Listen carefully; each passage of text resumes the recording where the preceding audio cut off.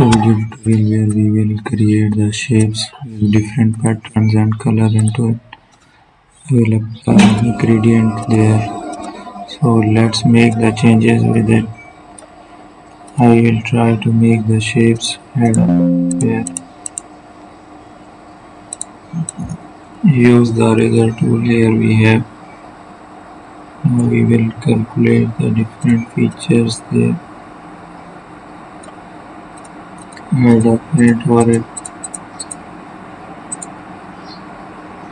Thank you for watching our video. So you have to subscribe our channel if you want to learn about the editing in different apps and softwares.